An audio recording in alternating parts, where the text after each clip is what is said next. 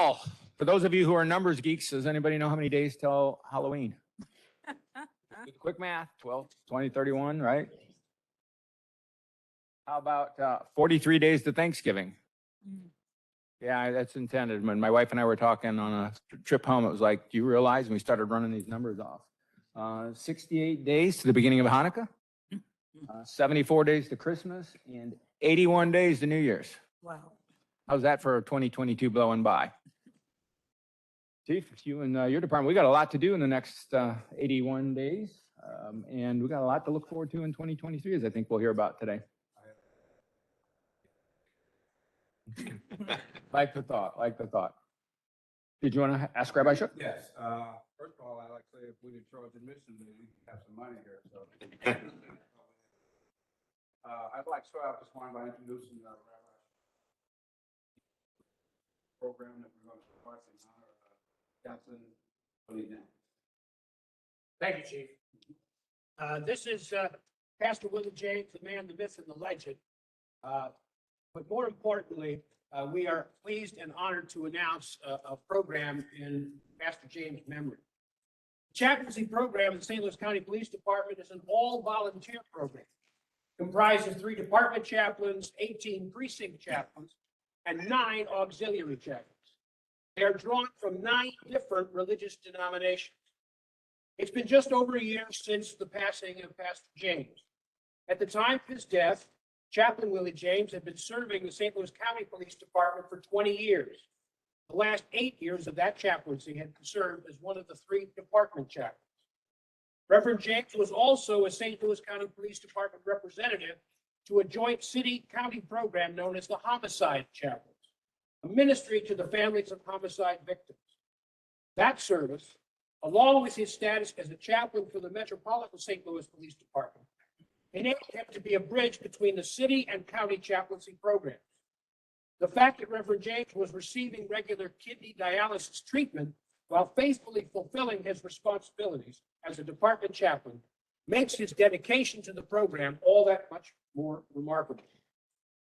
The respect for the county police chaplaincy program among department personnel and area citizens is due in no small way to the way in which Reverend James personified the concept of a ministry of presence. Beginning with late nights and early mornings at the staging area for the civil unrest we now know as Ferguson, and continuing through numerous barricaded subject call-outs, his was the quiet and compassionate presence that could lower the temperature of concern among anxious family and friends standing by for the resolution of a delicate and potentially dangerous situation. Therefore, the St. Louis County Police Department chaplaincy program, in recognition of his service and dedication to that program, hereby establishes the Willie James Memorial Training Program for police chaplains. The program will take place in the fall of each year. A known expert in a field directly related to the ministry of presence of police chaplains will be invited to be the featured instructor at the fall quarterly training for the St. Louis County Police Department chaplaincy program. These featured instructors will be selected from nominations offered by serving chaplains as well as the police command staff. It is my honor and privilege to announce this program and to let you know that Pastor James' wife and oldest son are here with us this morning, Dr. Dorothy King James and Dorothea King James, and his son Montel Harris. And we welcome them and appreciate their gift to this department, the gift of the service of Willie James. Thank you. Thank you.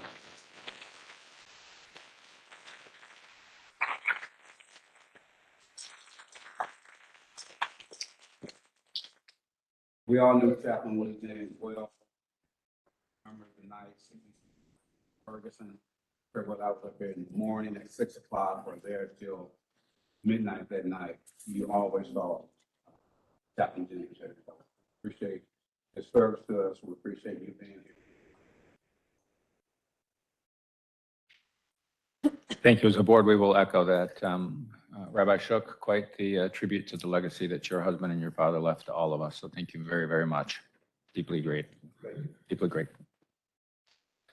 All right. Shall we move into some awards and some other celebratory items? We got a few awards here. We'll start out with service citation your name. Lieutenant Shannon Ostendorf. Sergeant Kyle Embry. Sergeant Crystal Engel. Sergeant Dawn Estrada. Police Officer Justin Bryant. Police Officer Robert Tosi. Police Officer Michael Beck. Police Officer John O'Neill. The presentation, Captain Kelly, please.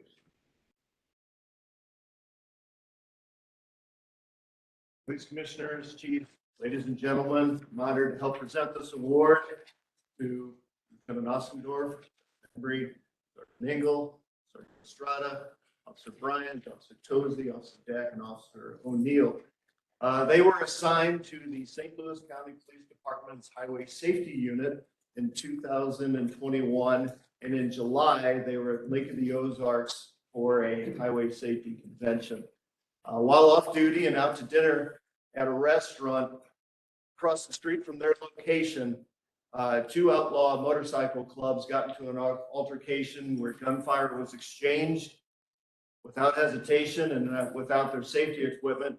These officers left the comfort of their restaurant, ran to the scene, were able to take suspects into custody, provide life-saving treatment to those wounded by the gunfire, preserve the crime scene until the Missouri State Highway Patrol could respond to conduct their investigation.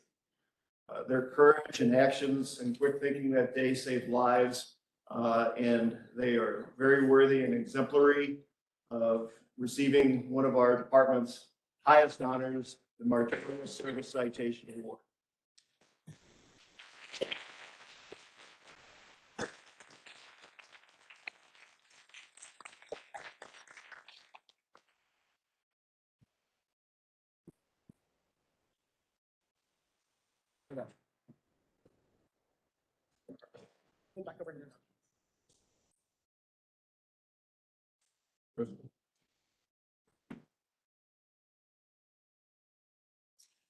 Dawn? Justin?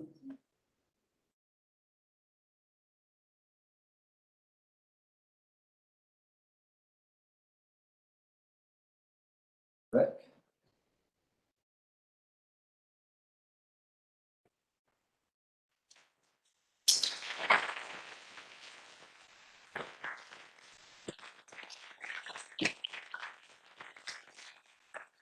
Bennett, anybody here you want to recognize? Absolutely, my husband, Bill. Where's he at? He's hiding back there somewhere. Hey, Bill, welcome back. Still recruiting, we're hiring, feel free. Sorry? No, sir, no one's there. No one? Sorry? Right? Sorry? Stand up.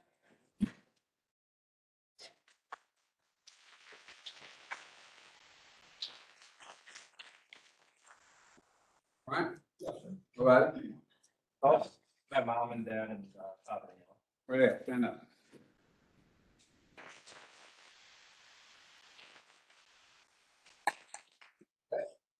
My beautiful wife, Michelle, and my father-in-law, Mike.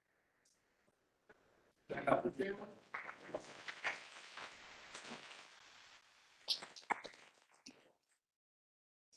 Hey, guys, thank you for the work that you've done. We've heard a lot about that story up there. Bravery that you guys displayed up there doing what you did, so I'm for this department. Want to meet the commissioners? We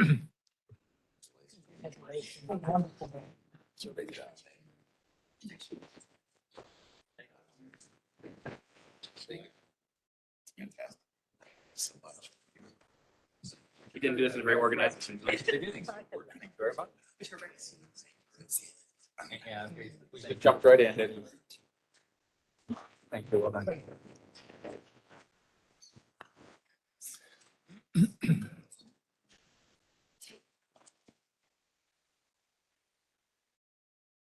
Next up, Kevin Putman, come forward, please. And Lieutenant Molden, would you come on with us, please?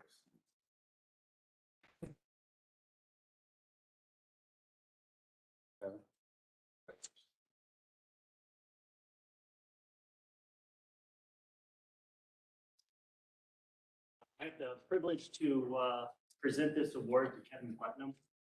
He is a member of the professional staff for me in the Bureau of Central Police Records. On July 29th at approximately 8 p.m., he was off duty in the area of Chippewa and Jameson at the Ted Drew's Frozen Custard visit. While there, a 17-year-old male was trying to cross the road and was struck by two vehicles. The first vehicle fled the scene. Second vehicle stopped and assisted. Without hesitation, he immediately went to the trunk of his car, grabbed his first aid kit, and went to the aid of the 17-year-old that was struck.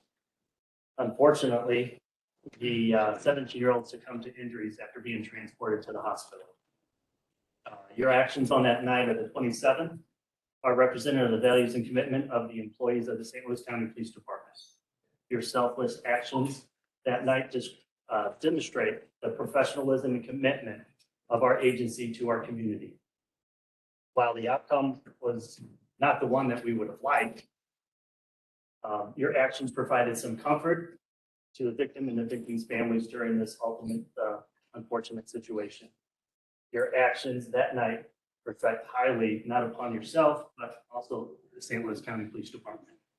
Congratulations.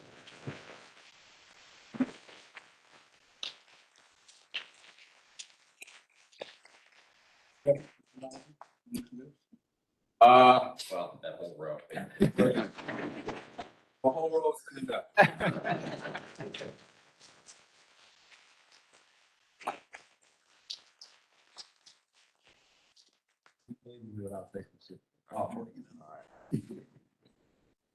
Thank you. On the board. I'm trying to. Yep, thank you, sir. Thank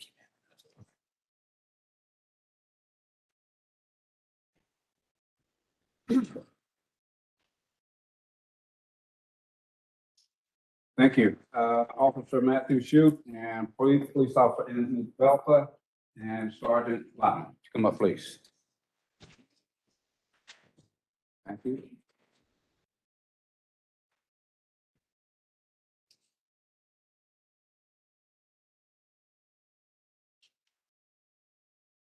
Thanks, Chief.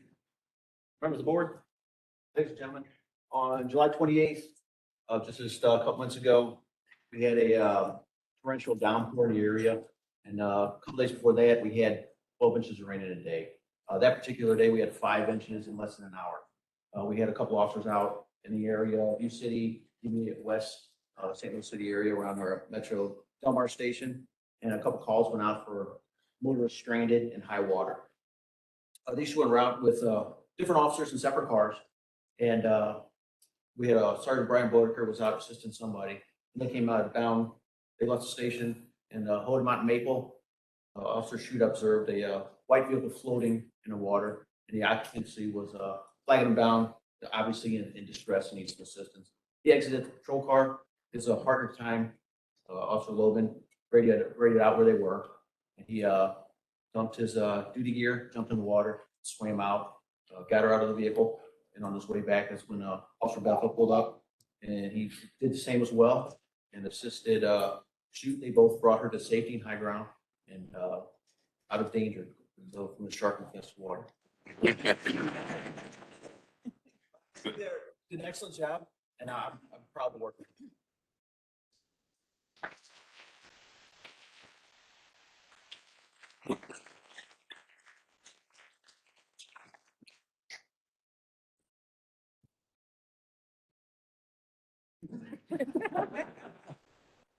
You just avert pictures. You don't want, Thank you. you don't see something. They want me in the back. Sure they do. Great work, man. I'm very proud of you. Very proud. Chief, can I tag on to the back of that one? One of the most impressive things that I'm not sure which one of them does, in addition to rescuing the woman out of the car, he was great enough to pick her purse up and was carrying her purse in addition to carrying her. And my wife made sure that I paid attention to that. So thank you very much. Mr. Nathan Phillips. No. Mr. Stephen Reeves. Mr. Juwan Payton. Okay, so we'll just have to mail them their award. Commissioner, have some promotions next, sir? Yes, sir. Okay. First up, Mr. Lloyd McCowan. Lloyd works in the communications and he's being promoted to a CAD specialist. Congratulations. Thank you, sir.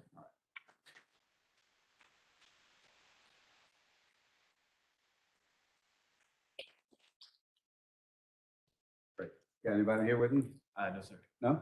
Well, great job. Thank you. Good work. Want to meet the board? Hey, great job.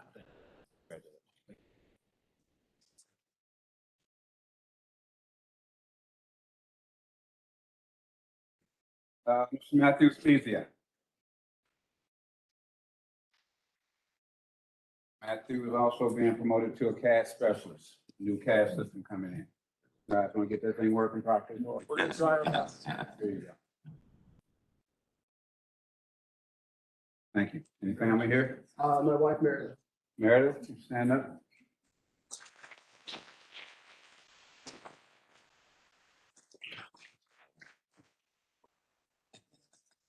That's the plan, right? Mr. Alexander Scott being promoted to Public Safety Dispatcher 2. And congratulations, sir.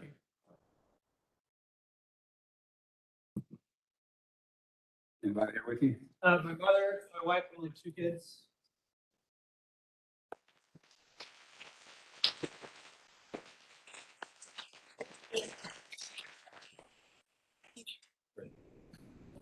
Congratulations. Congratulations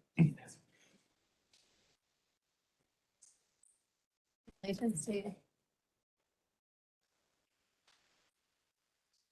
Mr. Jonathan Strasser.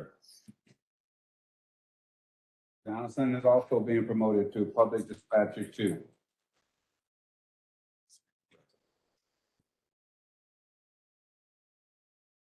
Anybody here with you? No? All by your own? Yep. All right, excellent.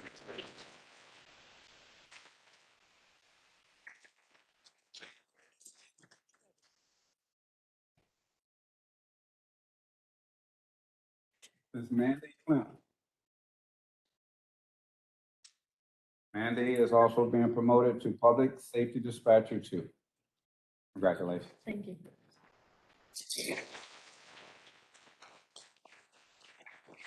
Anybody with you?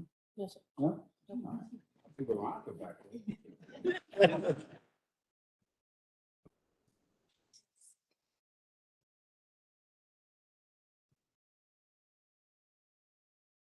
The next promotions are commission officers. Sergeant Dan Bradley. Dan is a 15-year veteran coming from the South County Precinct. Dan, congratulations.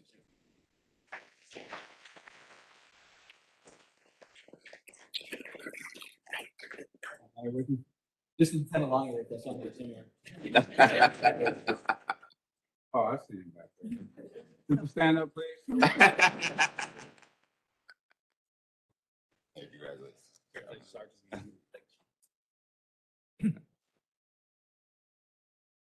Sergeant Matt Reed. Matt is a 11-year veteran coming from tactical operations.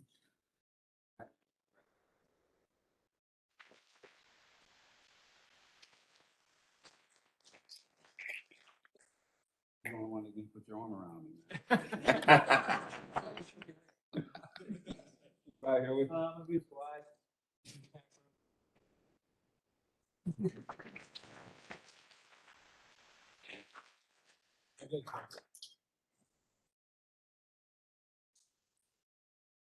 Sergeant Tucker Sneer. Tucker's a 10-year veteran coming from tactical operations. Tucker, congratulations.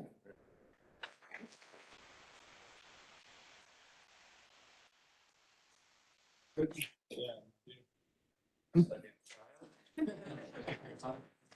Oh, my. It's been a big thing.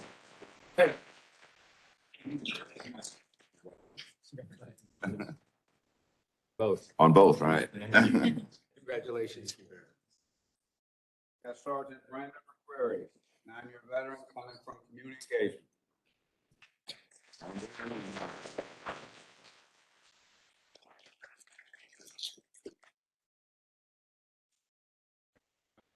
Yeah, my beautiful wife Elizabeth, Appreciate it. Stand up, Elizabeth. my mom, my dad. Yes, ma'am.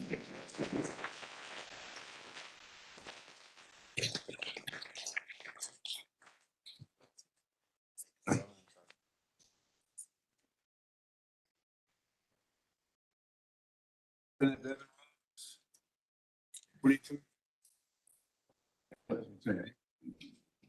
Lieutenant Rhodes coming from BPS.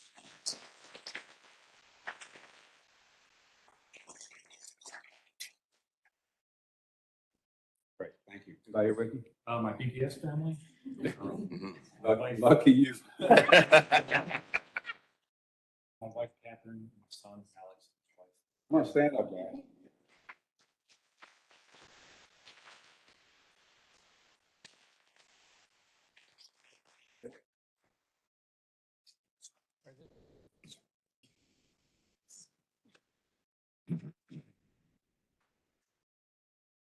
Edward McGee, 22.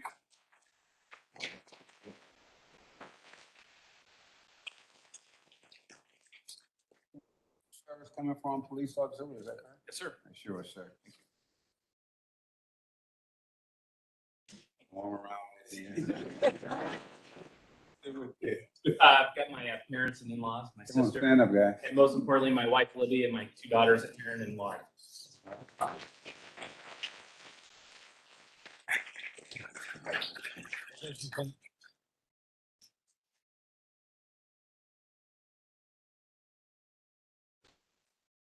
Captain John Fansfield.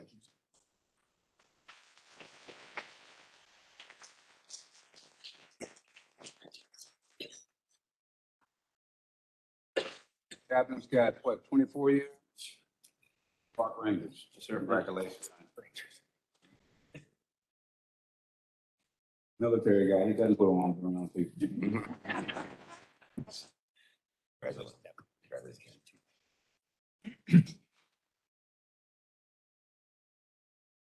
We have Captain Anthony Cavaletti.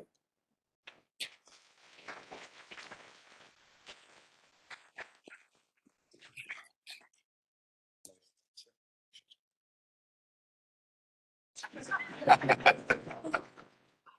wasn't offered at all. You got it with you. Come on, stand up, guys.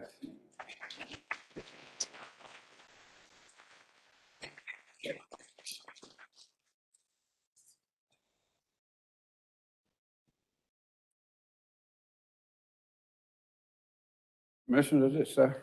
Great. We're going to do some service awards too, if that's all right. Yes, sir. So when your name is called, if you would come on down, we would greatly appreciate it. And on behalf of the board and the department, we are so grateful for all the years of service you put in, not only for the department, but our community and all the citizens that you help us take care of. We're going to work from longest tenure down to the shortest. We'll do it in 5-year increments.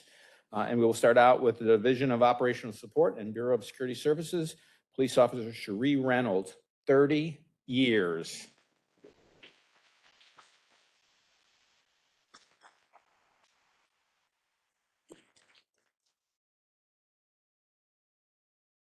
Don't look like you should be here for 30 years.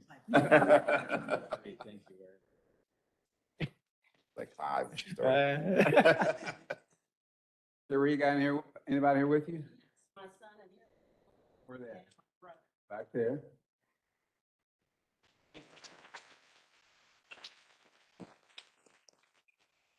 Know the brother real well. He was my center when I was a quarterback in high school. Wow. And still- Thank you. 25 years. We have 4 at 25. And by the way, this must have been one heck of a month 25 years ago. We've got 4 of you who are all in July hires. So we will start out with Lieutenant Jeffrey Warner in the RIC unit.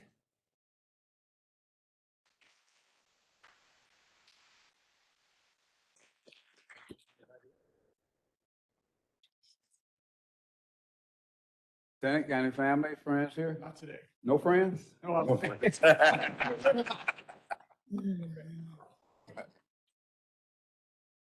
Second with 25 years is Police Officer William Munson from the North County Precinct.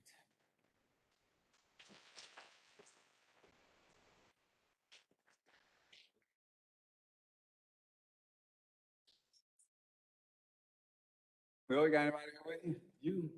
Wow.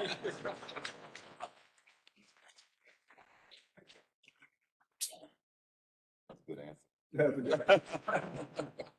Now, the next two started, The the next two started on the same day 25 years ago. That's quite the privilege too. So from the Division of Special Operations and Transit Police, Sergeant Daniel Lottman.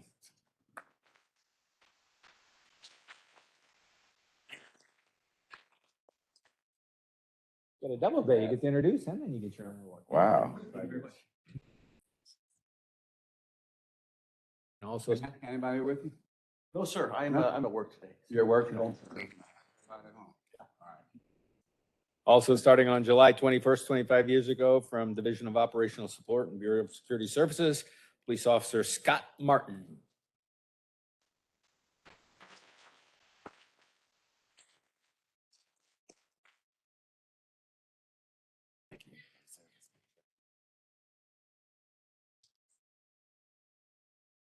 Anybody here with you? Wonderful, Captain.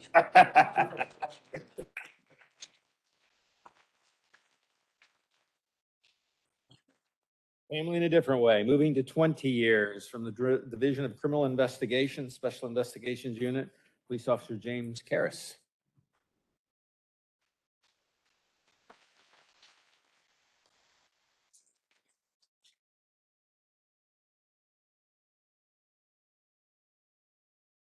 James, congratulations, sir. Thank you, sir.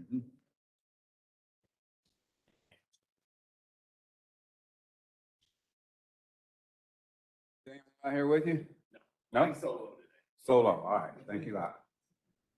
Moving to 15 years, someone else who's going to go home with a full car from the Division of Special Operations Highway Safety Unit, Police Officer Michael Deck.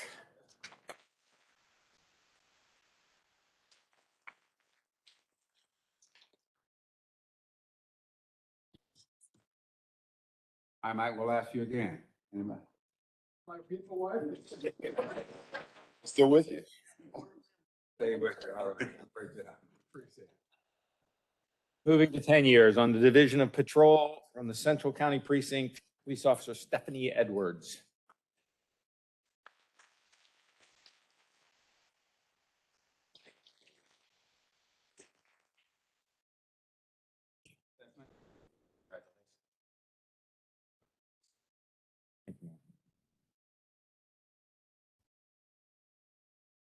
Stephanie, got anybody here with you? Yes, sir. My wife, Detective Edwards, and my mom and Stand, other please. Stand. department families.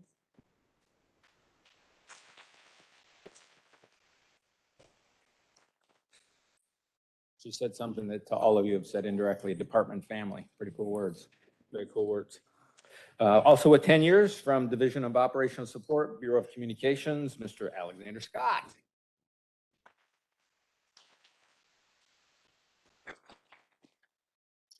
We're going to need a bigger card to take all your stuff home. Congratulations. Thank you.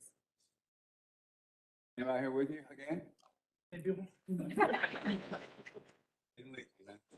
All right, thanks. And last with the 10 years from Tactical Ops Division of Special Operations, Police Officer Travis Brown.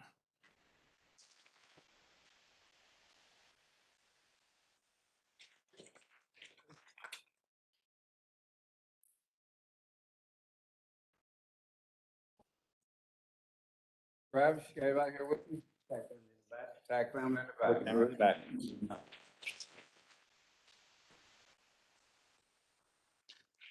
And moving to 5 years from Division of Patrol, the Afton Southwest Precinct, Police Officer Jill Jones.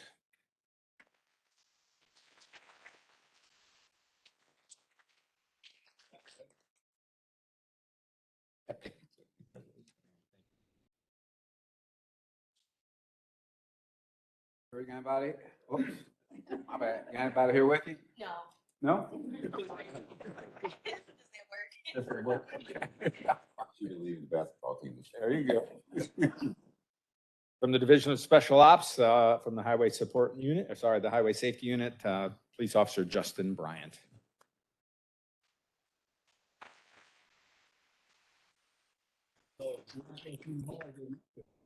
I get stuck. Yeah. Mr. Chair. Congratulations. And also from 5 years ago, on the same July 24th hire date, from the Bureau of Central Police Records, Division of Operational Support, Ms. Victoria Evans.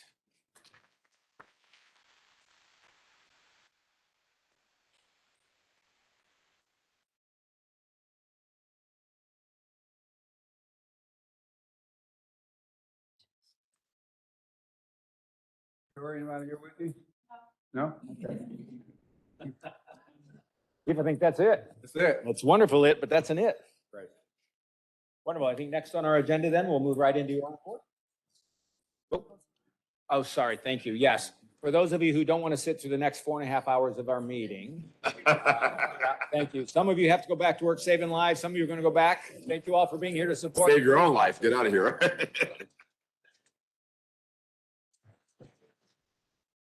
Take a break.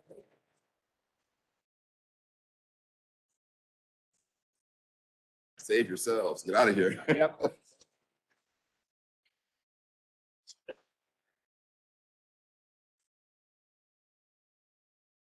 My goodness.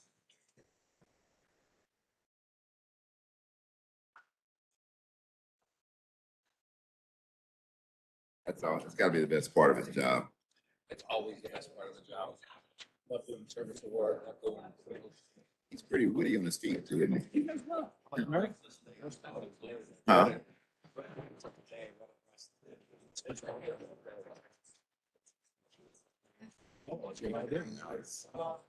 Nimble. What?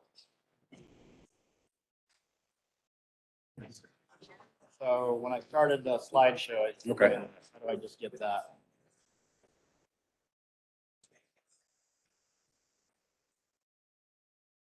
Just wait for the.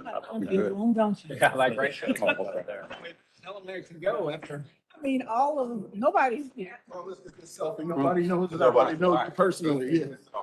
Invite you. And you know how to empty a room. Oh, invite you. I just said so. Then you know how to empty a room, then Nobody- save yourselves. Nope. You usually have it. I'm just messing with Oh, you. thank you. You usually have it. It's like- Take care. I was hiding it, but yes. We're just waiting, we're waiting for it to show up on the TVs. We'll let them clear out. We'll do that right now.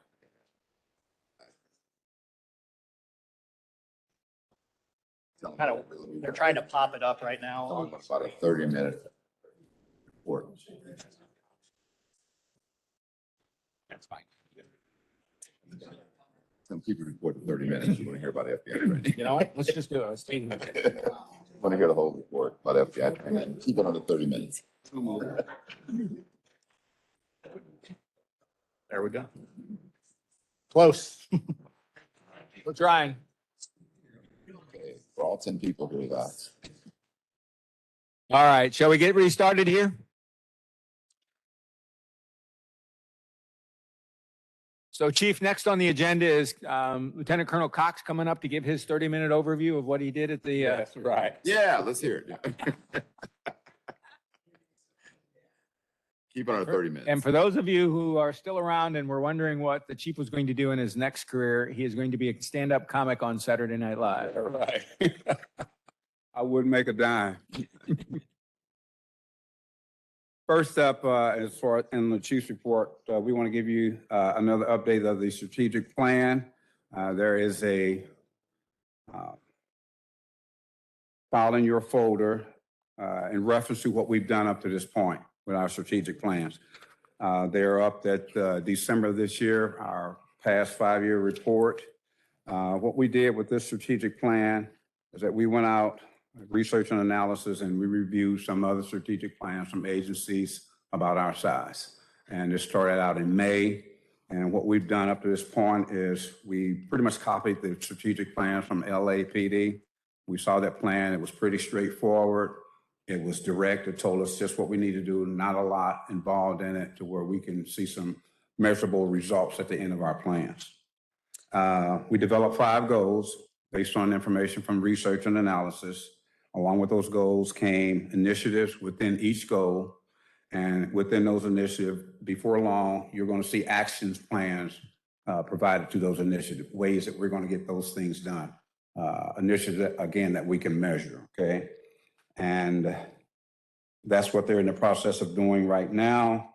And it's probably, I don't know, it's confusing kind of reading this myself. I don't know were you confused about it, but Deputy Chief Luckler is going to give you some illustrations to help talk about where we're at with this. Okay, thanks, Chief. Last month's board meeting, you heard me talk quite a bit about methodology and process, about how we develop this strategic plan. So I'm going to keep this short and brief relative to that conversation because I've already cleared the room out. So what I want to show you is a little bit more specific information relative to that plan. So kind of where we are, if you remember last month when we had the conversation, we were in the process of collating data from the surveys. So we had the internal employee surveys and we had the external surveys. That's where we were last month. That's since been accomplished. The goals have been updated, the initiatives have been updated and pushed back out to the committees to work on. So that information is due on October 24th. When that comes back, then we'll start to develop the kind of the public facing document that will be the end result of this whole process. In the interim, while we're working on that, I wanted to provide the board with an update. So what you see on the screen right now is the 5 goals that make up the strategic plan for our department moving forward. In the past, we've had 4 goals. They look somewhat similar to this. They're not exactly the same. But in essence, what we did is we took what is goal 4 and we made 2 goals out of that because we felt like goal 5, enriching training, was vitally important and should be a standalone item. So those are the 5 goals that you'll see in the document, probably middle to end of next month when you see the final product. And that's when we'll be able to give our input and feedback on it? Yes, sir. So what the timeline, which will be the last slide that I show you, right now we're in step 6 of 7 steps. So October 24th would be the end of that step 6. So if you look at your handout, the very last page is the strategic plan roadmap. That time period, step 7, is kind of when the working draft starts to come together. It'll be when you see the final product as a result of the process like I've described it. And then at that point, you'll be able to take a look at it and provide any feedback you want before the final product is delivered in January. So that's one of the reasons I wanted to show you what I'm going to show you today. So you had an opportunity to review the 5 goals. And technology challenge. So how do I make it move, Dave? Perfect. Okay. So what I did is I took the first goal and I kind of broke it down to give you an idea of kind of what that looks like when we come to describe actually what we're trying to accomplish with the 5 goals. So each one of those 5 goals would have a statement like this. You're actually looking at a draft of the public facing document right now. This isn't set in stone, but it's just what Marissa Williams pulled together to kind of describe what we're trying to do within each individual goal. So it's just an example of kind of the language that we use to build out what become the key activities and the individual action items within each goal. And it'll be a little bit easier for me to kind of explain that when I show you the next slide. So there you go. Okay, so what we did is we took the goals, we took the initiatives, and we took the key activities that are in this draft plan right now, and we built this document. And what you're looking at is who is responsible for each one of the key activities within each initiative. This just so happens to be the first initiative and the first goal of the plan, enhancing community trust. So across the top, you see some abbreviations. Those stand for Chief's Office, Patrol, Special Operations, DCI, Operational Support, and Human Resources. If there's an X in the box, it means it touches that division. So this is our worksheet. You've kind of heard me talk a little bit about it last meeting, how we kind of track the progress of this plan, who's responsible for what. This is what we use for that. This is also what we used to send the key activities to the working committees to be able to develop the action items that will actually drive this plan. So if there's an X in the box right now, that division has this initiative, this key activity, and they're working on the action items that will drive that activity, and they're going to return those to us on October 24th. Did that make sense? Yeah, so may I repeat back to you what I think you said? Yes, Okay. 5 goals. right, Each goal has several initiatives. correct. Each initiative has several activities that are assigned out to the different That's right. divisions. Got it. Yeah, so if you track the slides, what you saw were the goals, then you saw kind of the initiative, and now you see the key activities within that first initiative. So I wrote the numbers down. There's roughly 5 to 7 initiatives within each goal, and each one of those initiatives, that builds out to roughly somewhere between 20 and 30 key activities within each one. So there'll be action items for each of those. We didn't want it to get too big and unmanageable. That's fairly big.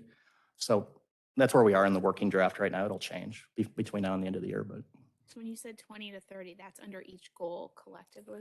So you have the goals, then you have the initiatives, and each initiative, then there's anywhere from 5 to 7 initiatives within each goal, has key activities underneath that. So 20 key activities.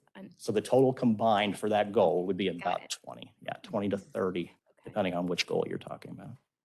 Okay. Thank you. Did I lose anybody? Because I've lived this for about 6 months, so I understand what I'm saying, but it doesn't translate well sometimes. Okay, go ahead and move to the next slide. Wait, before you do, sir, if you're ready to move then on, so thank you for the guidance. We heard several keywords in there from our perspective, which is responsibility, accountability. We've used measures in previous meetings. We see it in here too. Those are very nice things to see in this. But pulling it up one level to the goals.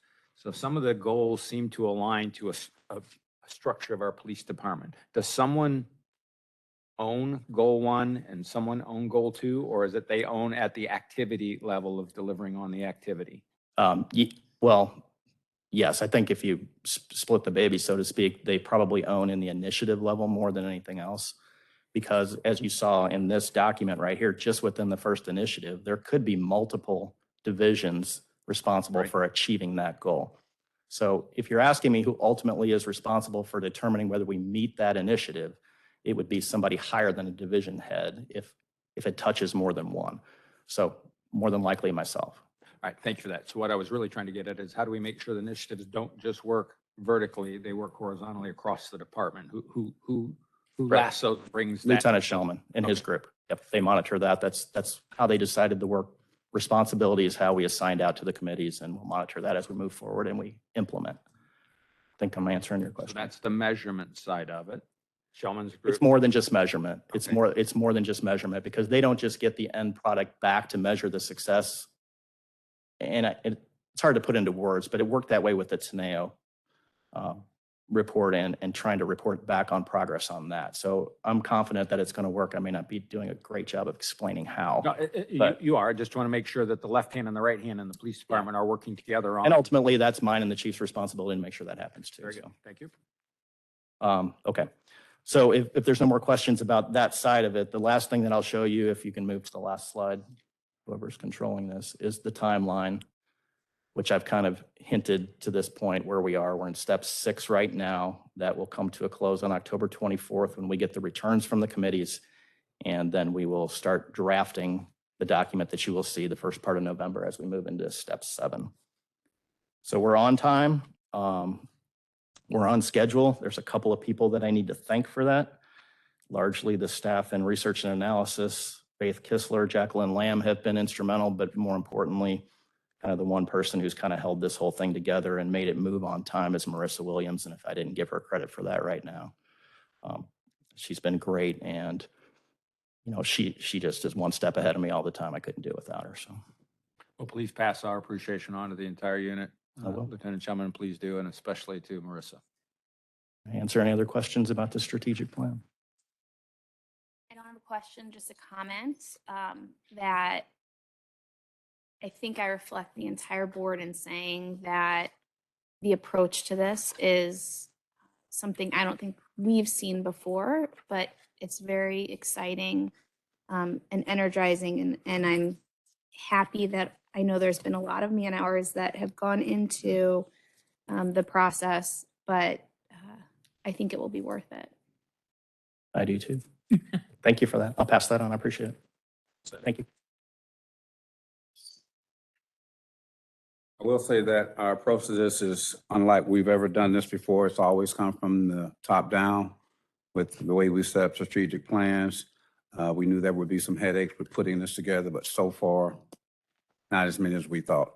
And there are probably going to be some questions after we finalize this thing about things that we may need to change, but it's different from us. And again, research and analysis have done a great job.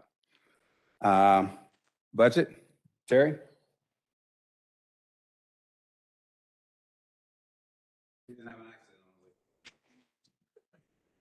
Gave all my information before I got here, just in case.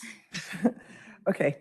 On the budget, the current budget, we have a surplus of 5.9 million in salaries.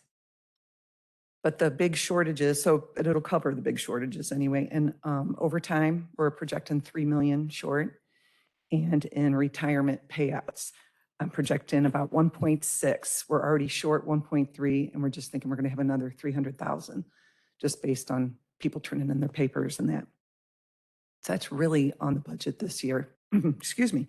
And then on the 2023 budget process, we have a meeting with council October 27th.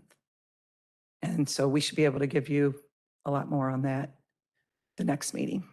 So we really don't know anything. So that's really it. Any questions? You Yes. can try.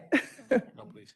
All right. The first one is, so I think what we heard was forecasted for year end is $1.5 million surplus. Is that how we heard that? Yes. All right. Thank you. Uh-huh. Wait, Oh. please. I thought I was lucky. I just went first. Based on the prep meetings for the October 27th council meeting, do we have any insight into areas of concern, areas of confidence with respect to our budget? Any expected pushback? Yeah, nothing so far. They don't even send us anything as far as any changes. So I don't think we'll know to there unless the chief knows of something else. The only area of concern that I would have at this point is that, we're up for our camera contract to be renewed, and talking with Sergeant Naughton in reference to get a 5-year lock-in on a price that's probably going to go up if we do it year by year. There may come a point where I might have to get another request for additional funds based on what we've already put into our 2023 budget. It's not there right now, but if they give it to us, we can lock in our camera contract at a certain price for the next 5 years, and along with getting some more materials and things and service from utility if they go with it. Looking at about, I think it was about $228,000 in addition to what we've already asked for. Annually. 200. No, just one time. One time, too. Yes, sir. All right. Mhm. Seems like a very nice trade-off. It is. And we'll get a lot of materials from that. If we lock in with utility at that time, there's a lot of things that we'll get that's like bonuses for us. But they got to go along with that 228 because we have to get it done by a certain time. Setting aside the pricing, are we confident in the technology that we want to be locked in to these cameras for 5 years? And all of that'll come with utility. Once we sign that contract with utility, they'll provide us with more cameras. They'll provide us with even the vest that they would have to, that our officers would have to use. They'll provide the pocket for the camera. That'll all come as bonuses along with LPRs, so forth, and things like that, if we lock this in. So the technology will be taken care of. And weigh in for just a moment. There was a radio article today on the way in from the county council indicating that the county budget at this point was about $40 million overspent. In fact, they were looking unfavorable. So obviously everybody will have to keep, if those numbers are correct, right? It was preliminary. We'll have to see, but we'll see how that impacts our needs also. Thanks, Terry. All right. All right. Thanks, Terry. Just an update on the ARPA funding. I spoke with County Executive Page on Monday, and he gave me his thoughts about ARPA money, and he put it like this: it's moving this month. That's the word that he used, that it's moving this month. I know for a fact that the state matching fund is ready to move. I talked with Sandy Carson with that probably about 3 weeks ago, that they're ready to move with their matching fund. And this 23 million is the 23 million that we're looking to get from ARPA, which is all done, for the police department. And so they're ready to move. According to Dr. Page, the ARPA money is ready to move from across, it's moving across the street to match that 23 million from the state. All for the same projects that we're looking to do, the property control, fusion center, second precinct is written in there somehow. We'll try to get that done, and improvements at the range. So that's where we are with the ARPA money. Lieutenant Shellman.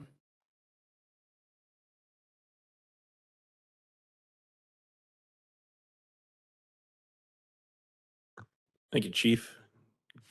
And good morning, members of the board.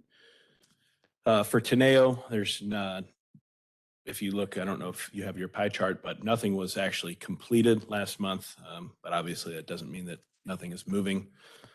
Probably just according to what the divisions had turned in for the month of September, about 8 different things that have moved percentage-wise, maybe from what the division heads call 50% to about 75, 80%. So things are getting close. I know just as far as like search and seizure policy I talked to you guys about last month. And it's good that we have the process that we have because the process works. I told you that we were like 90% and then it actually backed up to like 55 because some concerns were brought up, sent it back to the county counselor, and we've got those things hashed out. So now it's moving forward again. But some of those things, when we talk about timelines, we want to get them right. And but there are things still moving, but nothing completed in the past month. Any questions on Teneo? All right. We'll move forward to the crime statistics.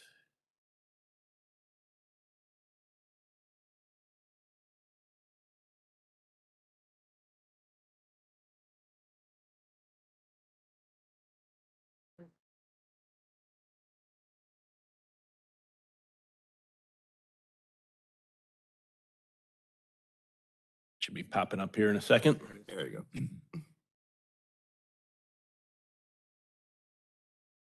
Small screen so far away. Yeah.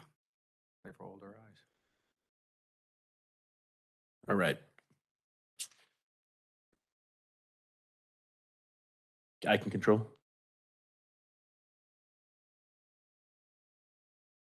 All right. Oop, flying through. All right, here we go. So for the notable events tab, our citizen complaints back in March were down 70%, and we kind of wondered what was going on. And, unfortunately, we always know it's going to regress to the mean at some point, and it has now. So we're right where we were as of last year. So 2022 to 2021 is no different. Our internal investigations continue to stay down. Uses of force right around that mark, as you can see from last year. Department vehicle accidents, we had, unfortunately, our highest month, 25 vehicles in September. That pushed us into the positive. And then our vehicle pursuits continue to remain up, although we only had a total of 5 in the month of September. Failure to yields. We knew that July and August, as most months are with everything crime-wise, everything goes up.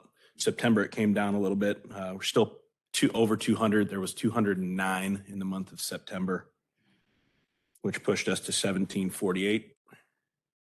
And then as we look at, here we go, our heat map, and you can see the precinct count.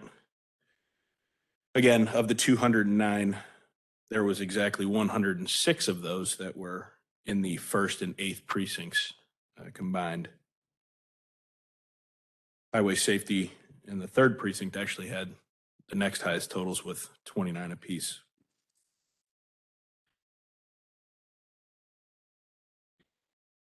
For our patrol data, calls comparatively, September from August, we saw 575 less radio calls in the Division of Patrol in September. The good thing is, obviously, self-initiated went up. The precincts wrote 12 more DWIs. They had 100 more traffic tickets issued and seized 6 more firearms.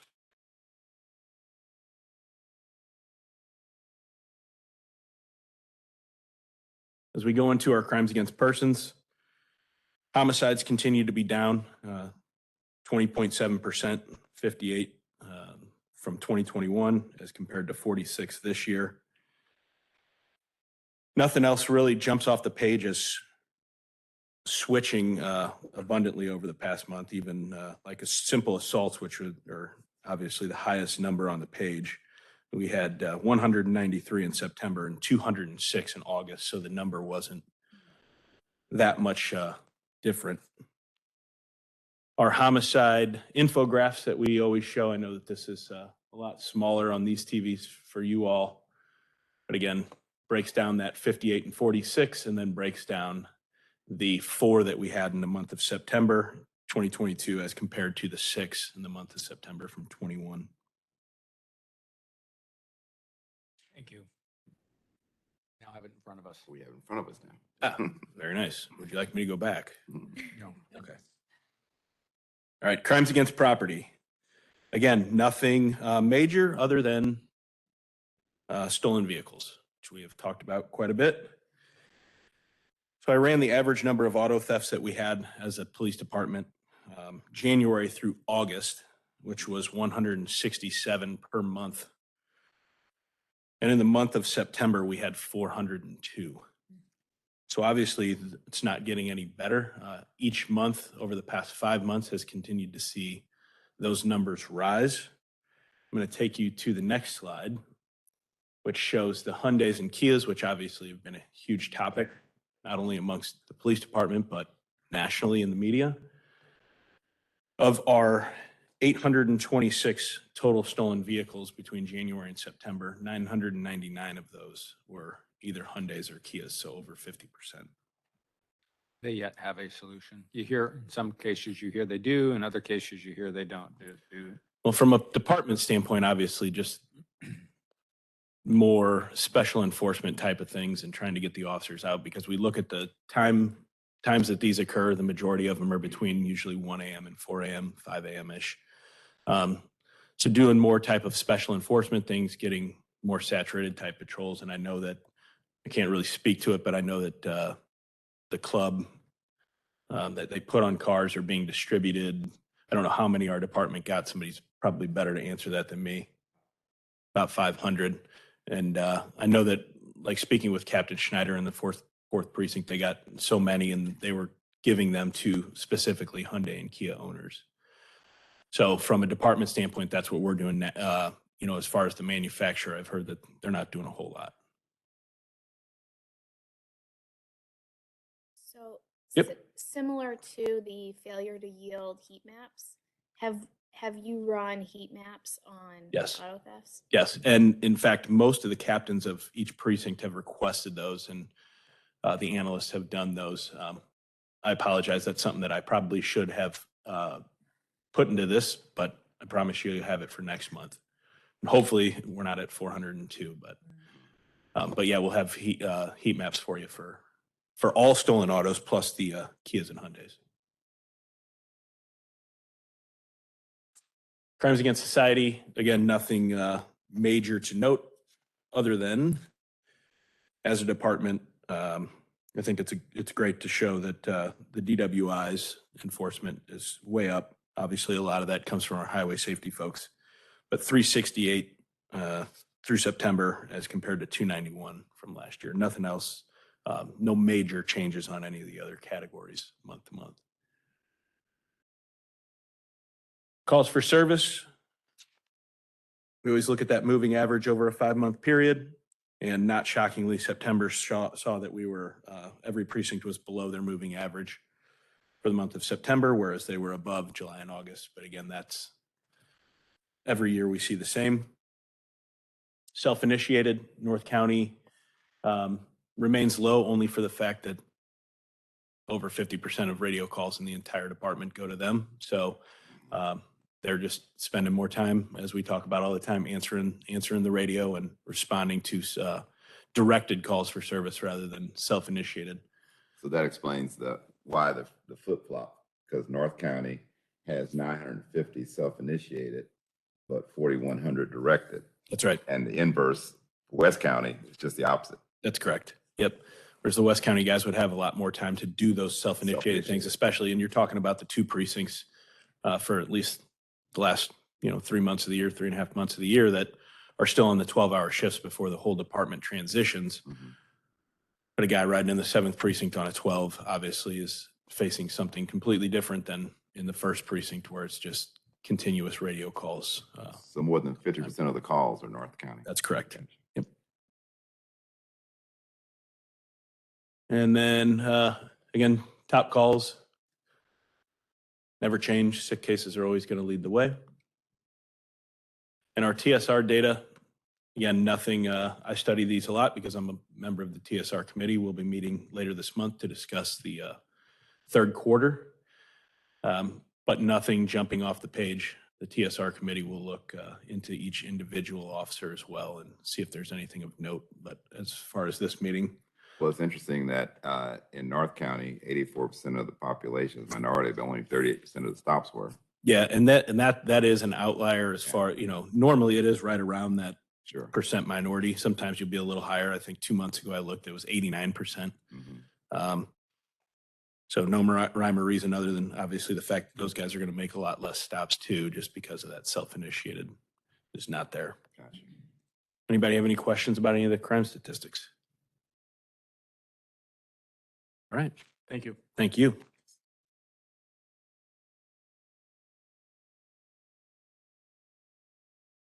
One of the things I like to mention in reference to our crime stats is that first slide where we talked about citizen complaints. And our department should take pride in the fact that with all the citizen contacts that we've made up to this point, we've had like 22 citizen complaints. When you look at the fact, the traffic stops that they make out there directed calls that they have to deal with, detectives, the people that they have to deal with, communications with all the calls that they get, all the people that go through court security that Captain Morgan's people have to deal with. Those are all citizens that we come in contact with. And you would think that, with all those different contacts, we might upset a few people for whatever reason, whether it's true or not. But when you just look at 22 complaints for that period of time, I think that's outstanding. So, Mr. Becker, you're up, sir. Thank you, Chief. Good morning. I've been asked to be brief because of the long meeting. I'll do my best. The traditional staffing report, I'm pleased that we're one less vacancy. We're at 84 vacancies for commissioned officers. We have 5 graduating tomorrow night at Merritt's at 7 o'clock. And class 206 will graduate 7 county officers on December 15th. And we're working on class 207. We have 4 right now. We expect 15 in that class for county officers. I'll talk about that more in just a bit. Of note, with respect to departures, in 2021, we had 45 retirements. This year to date, we've had only 20. And that was to be expected, mostly because of Prop P. Officers wanted to build those final 3 years at a higher salary and then retire with a better benefit. So it's expected that the retirements would be much less than last year, which is a good thing, obviously.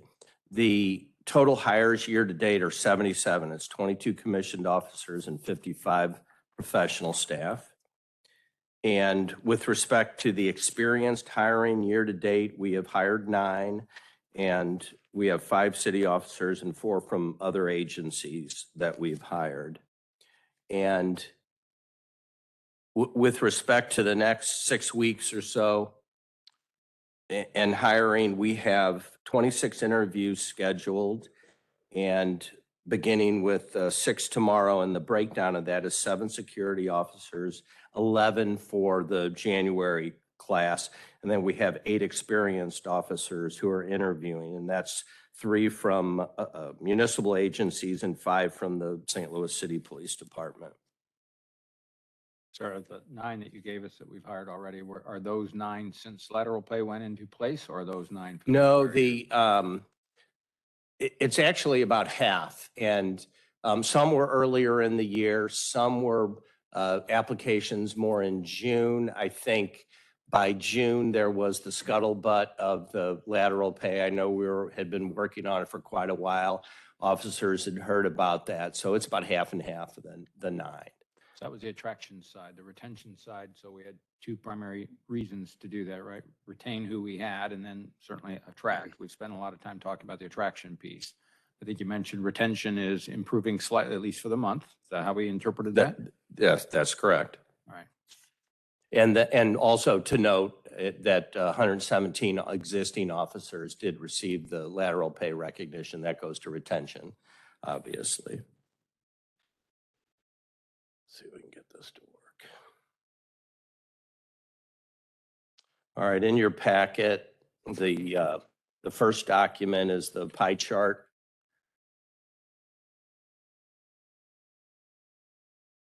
The pie chart with the police NBQs and voluntary withdrawals.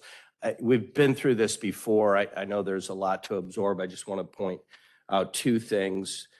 For the sake of brevity. First of all, the chief and I are meeting every Friday and going through the week's and talking about them and so forth.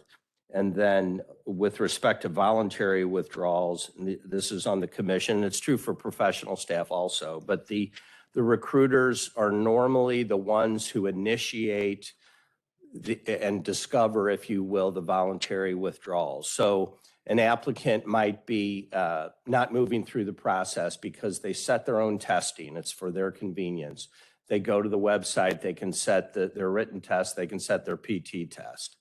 If they failed one of the tests, they get 2 other chances. A lot of times on PT, they want to give themselves a little time and distance to work out and be more physically fit and so forth.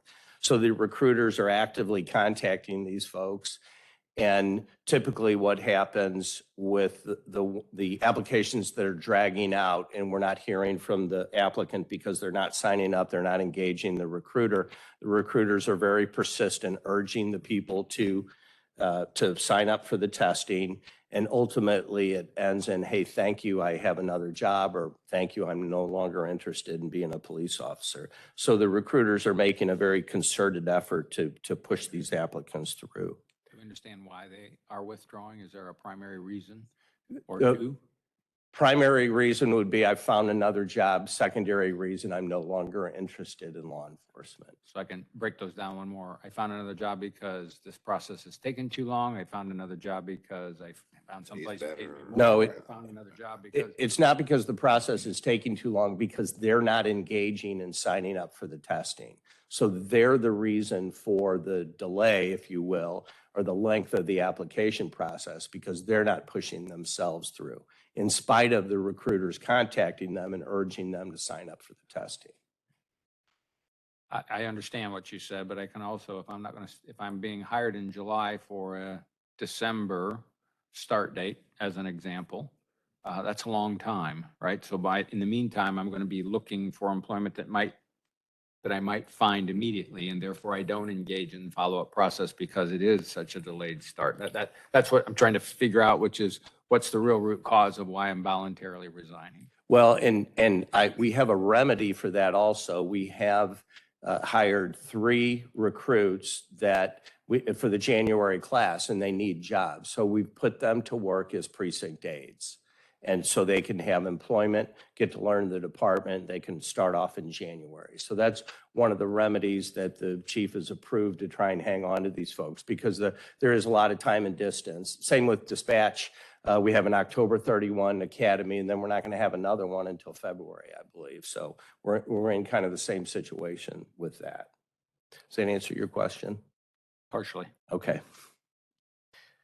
Any other questions on the NBQs, whether it's professional staff or police?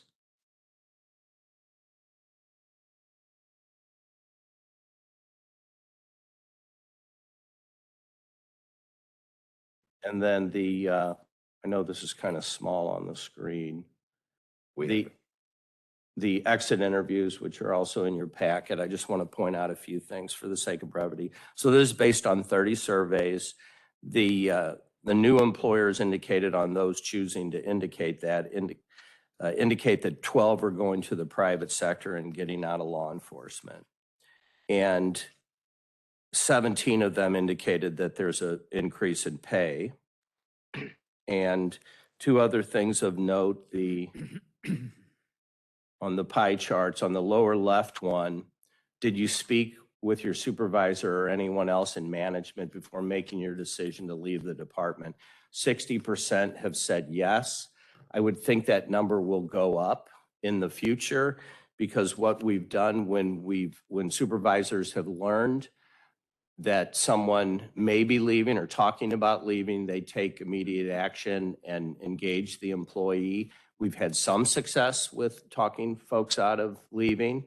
The batting average is relatively low because I think some folks have their minds made up already if they put their application into another agency. But we are making a concerted effort to hang on to people and engage them. And the supervisors are doing a good job on that. Carl, is there, if you'll scroll up, please, on the, To on the survey. Yeah, there on the right. How did the department rate on the 1 to 4 scale? When you look at the numbers, morale is the lowest number. Do we have any breakout of information on what it is about morale that is causing the lower rating? There would be some data in the exit interview that is not captured here that may indicate, how can the department improve, those sort of things. It's just not captured on this summary. Are we So having, to answer your question, it'd be a garden variety of issues with respect to that. are we having the conversations with them yet, or is it still a technical exit interview? It's all conversation. It's all an interview where you sit down and build a rapport, just like any good interview, build a rapport with the subject and then get as much information, as much frankness as possible. I think we'd like to see the garden variety. We'd like to see here, maybe by end of year, what that garden variety of morale issues looks like.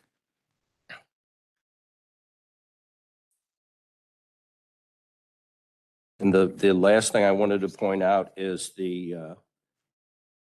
would you recommend working for the St. Louis County Police Department to others? It's 93%, which is very encouraging in spite of what may be perceived as a mediocre morale number. The referral rate or the support of the department is extraordinarily high.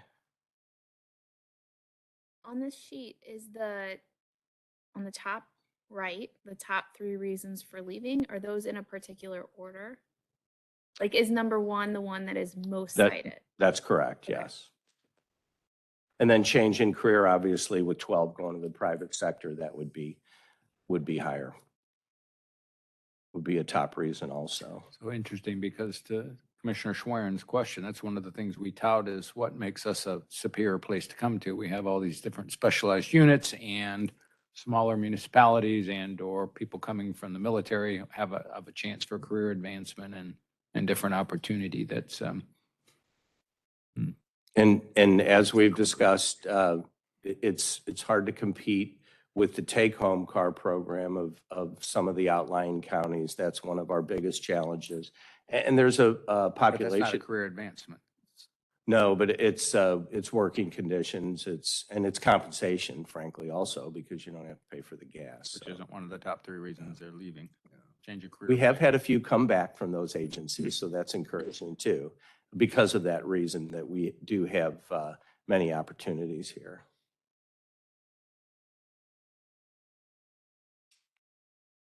I wonder if we can view that as an invitation or an opportunity for education within the department. You know, if one of our top 3 reasons for leaving is career advancement opportunities, maybe we as a department aren't doing enough to educate our officers and professional staff who are leaving on all of the opportunities they have here. Well, and that's a good point. That was something I was going to mention just a little bit later. The recruiters are going to roll calls and talking about selection process, recruiting, how to be a good recruiter. Because as you know, we give $800 for any employee who refers an inexperienced, whatever position it is, not just commission, and $1,000 for an experienced employee. And there were 32 of those this year so far. So that's a program that I think is effective. It entices our current employees and it engages them in the process. And I think the recruiters are doing a good job explaining their role and shedding a lot of light on that. So they're already doing that, and it's a very good point.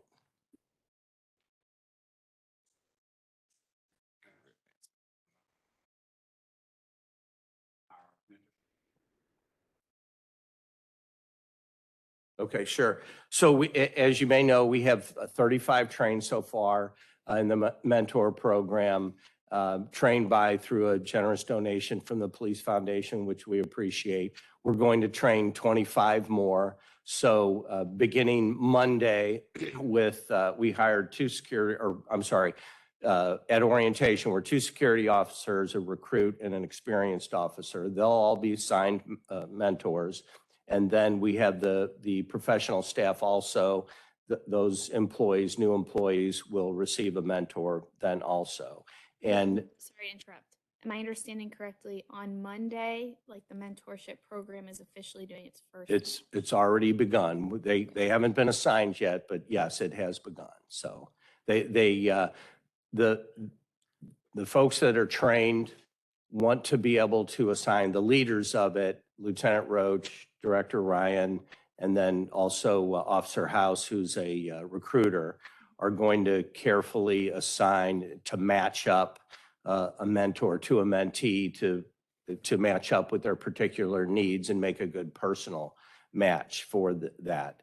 And hopefully that will be a career-long relationship. It will only last through probation and then for professional staff and through the end of the academy for commissioned officers. But hopefully that'll be a relationship that they'll value throughout the rest of their career. Any other questions on the exit interview?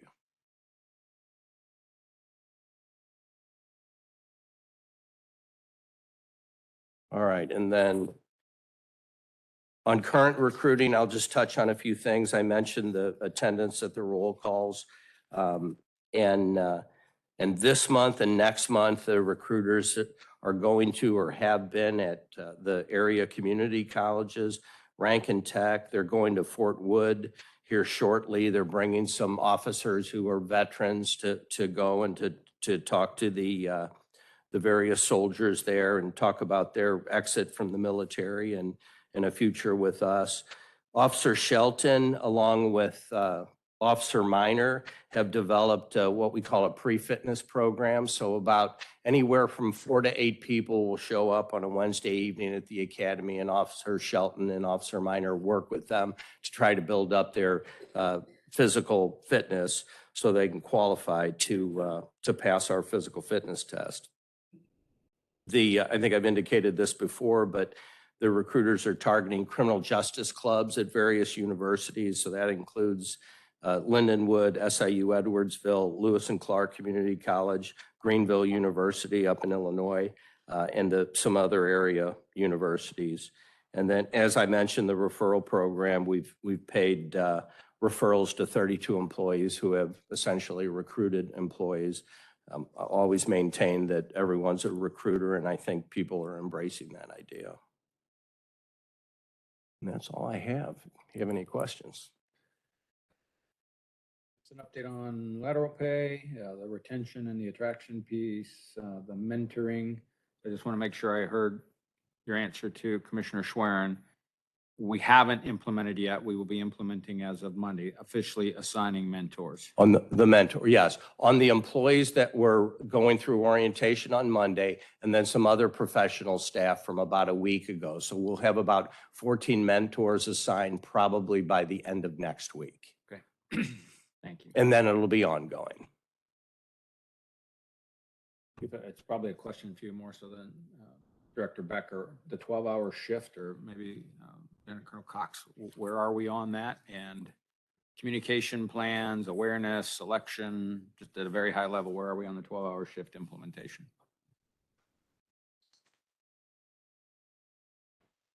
Thank you, Carl. Welcome. Still work here. Good morning. Bad work. Welcome back. Thank you, sir. We've been going around the roll calls, explaining what it looks like, the need for the 12-hour shifts. So we're hitting all the precincts that didn't participate with the pilot. Also, I'm going to do a video with Vera on Friday for the people who couldn't make the roll calls to explain the need and the structure of the 12-hour shift. We're receiving some very good questions with officers having some concerns. It's culture changing. They're used to working 10-hour shifts. However, I think Sergeant Conradi and Lieutenant Shelman have done a very good job of using a relief factor that may work where we have sufficient amount of officers to man our beats, because that's our number one priority. Be able to receive a call, respond to a call, and handle a call. It's the most fundamental thing in our profession. So I think we'll be ready to go. We're on target. Is it a recruiting opportunity for us, 12-hour shifts, the number of days I worked? Is that something we can talk offline? Carl, but- All right, thank you. Thank you. We're still looking at a implementation date, sir, of December, Christmas. Ouch. I'm sure they'll all be thrilled about getting that Christmas gift, 12-hour shift. The mentorship program, I would like to think that that's going to help us with keeping people here, because during that time, they can learn from their mentors the advantages of being patient and wait for that opportunity, as opposed to just getting frustrated because they're not being supported by anybody without leading them on. And patience is a big thing around this department. You have to have patience in going through the process. We have a very extensive, detailed process about hiring our police officers. Advancement, advancement is there. I mean, I've said this a number of times before, if you want a career in law enforcement, I mean, it's right here. Everything that you want is right here. You have to be patient. You have to be patient. And sometimes we got this generation, they want it right now. And if you don't give it to them right now, then they go somewhere else where they think they can get it right then. And for that reason, we all have some of them coming back. I look at the fact that in the time that I've been in my position since July 21, advancement, I think I made something like about 35 needed promotions. That's advancement, but you have to be patient for it. And there are some guys that sat on that list for quite some time, but eventually they got it. And if we don't have that patience, if they don't display that patience, then again, they leave. So my 2 cents.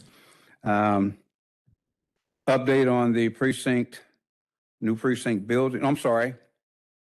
Bureau of Communications overview. Veronica, I see you here and I see. Veronica, can I ask a favor? Can I take a 2-minute break here? Just, Okay, yeah, we'll forgive take a me. break. And for anyone else too. All right.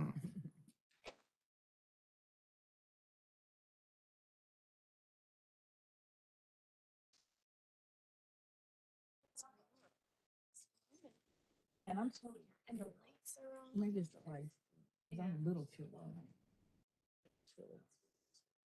Oh. I get.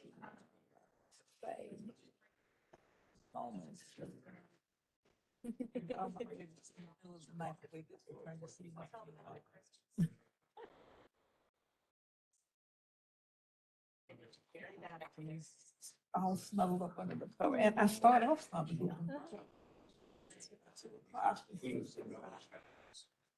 So I keep it on my nightstand. Oh, good on. Matthew's been very restless.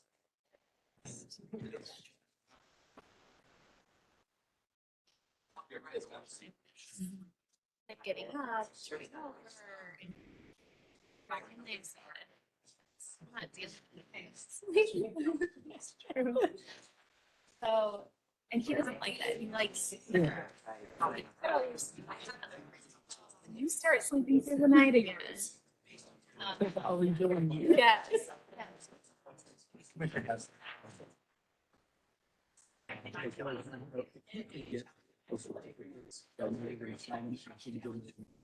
He already has. You already have to. Yeah, they're right there. Yeah. Already. do- Already.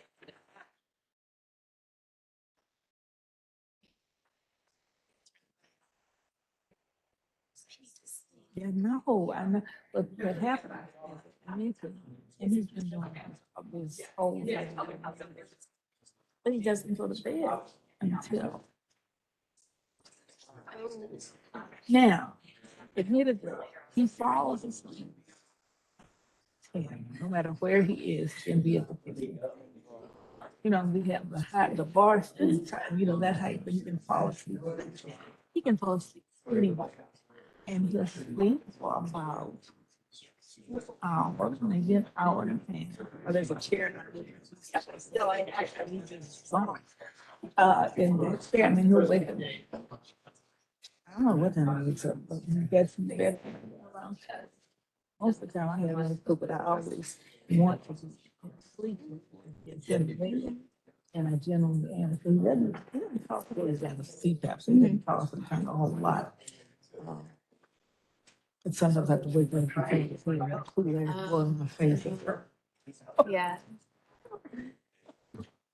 So fun. Well, Veronica, you're up, miss.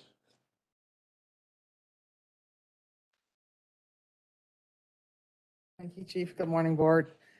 Thank you for inviting me to provide an overview of the Bureau of Communications. On March 27th of 2010, the Bureau of Communications was accredited by the Commission on Accreditation for Law Enforcement, known as CALIA. This accreditation led to the department receiving the TRIARC Award. Since then, there have been 4 cycles of accreditation, and our last accreditation was with excellence. The St. Louis County Police Bureau of Communications is organized under the Division of Operational Support and operates on a full-time basis, 24 hours a day, 7 days a week, 365 days a year. It provides for a service population of 527,346 citizens and is responsible for the operation of a central telephone service desk and radio communication system with over 550 talk groups for the department, authorized agency, and 39 municipalities contracting for 911 services and communication services. The Bureau processes, answers, and evaluates incoming calls to determine the level of service needed, dispatches police officers, and provides other services for the appropriate responses. It has the capacity to staff 21 call takers and up to 17 authorized radio frequencies. Daily operations include monitoring and dispatching 7 radio frequencies and several other auxiliary frequencies essential for the daily operations of the Bureau. In January of 2018, the Public Safety Dispatch Training Academy was established to streamline the training process. To date, the Academy has trained 124 public safety dispatchers who have successfully graduated. As it is currently a national crisis in staffing communication centers, the Bureau continues to recruit and hire to decrease the current vacancies. The next Academy class will be October the 31st, and in 2023, we plan to have 4 additional academies. The Bureau's current staffing shortage has required us to work mandatory overtime since 2015 intermittently. The longest period being the period that we are in now has been 2 years that our Bureau has been on mandatory overtime. The Bureau's strength is authorized 93 employees and is currently staffed with 85 with 8 vacancies as we stand. Operationally, the employees now, there are 12 that are in initial training, which are unable to function independently, and 10 that are currently trained in only 1 discipline. During the third quarter of 2022, there were 194,963 incoming calls answered with an average answer time of 9.6 seconds. Which is an increase of 1.2 seconds as compared to the second quarter. The continuous increase in the call time can be attributed to the number of employees that are training and the fact that 50.7% of the Bureau has less than 3 years of experience. During the same quarter, we entered 221,135 calls for service and processed the emergency responses in 85 seconds. The total incoming call volume increased 14,000 calls, and the calls for service increased by approximately 9,000 calls as compared to the second quarter. This increase in call volume can be attributed to the summer hours and the 2 additional dispatch contracts that we took over this year. The Bureau of Communications is dedicated to providing the best professional service and responses for the citizens and the officers within St. Louis County, as it is dedicated and guided by the Bureau mission of being committed to prompt, efficient, accurate service for first responders and the community. Thank you. Questions? I have a few questions. Do we know the primary cause for turnover, why people are leaving? A lot of people don't want to work weekends. They don't want to work the overtime, and they don't want to work the holidays. It varies. We kind of try to gauge why people are leaving, and there is no one point of failure as to why or what we are doing as to why they are leaving. It's a big array of reasons that they are leaving. Would some of it be burnout with the hours, the mandatory overtime? We have seen that, yes. What is the mandatory overtime? So we work a 12 and 8-hour schedule, which is a 40-hour week schedule. So on the 8-hour day, you work an additional 4 hours so that we don't have to work on your rec days unless you want to volunteer to do so. So it's 8 hours a week that they work overtime. Okay, it's 48 hours total in the Yes. week. Thank you. Do you have a sense of if there's any kind of support or benefit that we could provide to encourage individuals to stay longer? Well, we've tried several things. We've looked at our schedules to try to change, and we've also asked for volunteers to see if we can come up with a different schedule, because the schedule that we work now was built by 2 dispatchers several years ago. The biggest thing is that the overtime I see is what's really driving people to leave. That's a direct attribution to understaffing. Yes. It's almost like a chicken and an egg, right? People leave because they don't want to work overtime, and because people leave, there's overtime. Yes. This question is going to demonstrate my ignorance, so I'm apologizing in advance. Would it be appropriate to offer variable pay scales for different times of the week or different times of the day? Well, they do receive the 6% for working midnights. Okay. So they do, it's in their CBA, so they do receive that. What about weekends? No, there is no additional pay unless you're on midnights. Got it. One last question from me. So put this in context. Your group takes about 800,000 calls a year. Yes. Wow. Mhm. Kudos. Thank you for your leadership, and thank you for all of their work. Thank you, Commissioner. I just forget, but hold on, let me forget. While you're thinking, Yes. ask one more Yes, question. please. How personalized is the dispatch curriculum to our specific center? It's 100% guideline for our center. Okay, so somebody coming in who would go to a different center, it's not applicable. No, Okay. not at this time.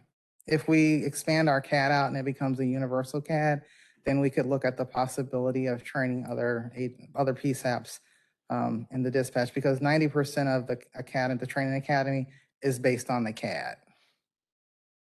I remember now. Okay. So, what are the salary ranges?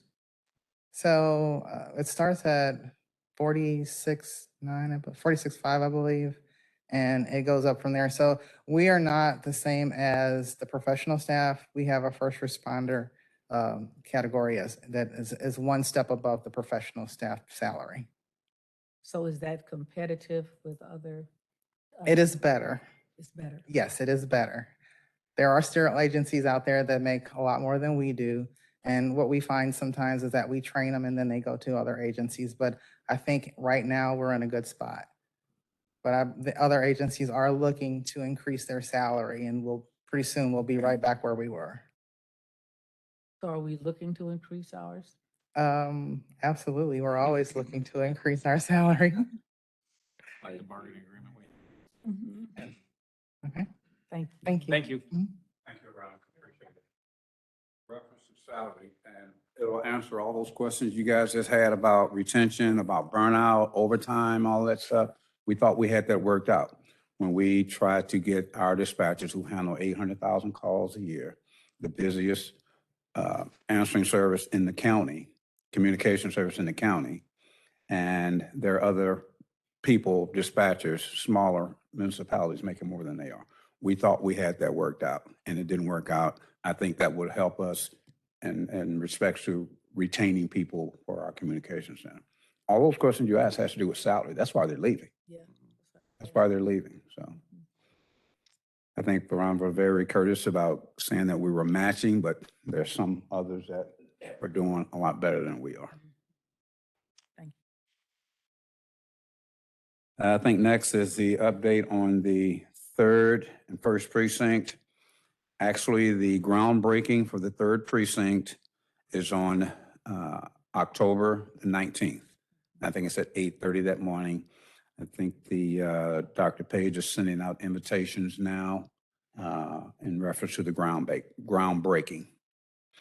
I got the word yesterday that the groundbreaking is tentatively planned for the 1st precinct on October the 27th. That's up in North County next to the Christian Northeast Hospital.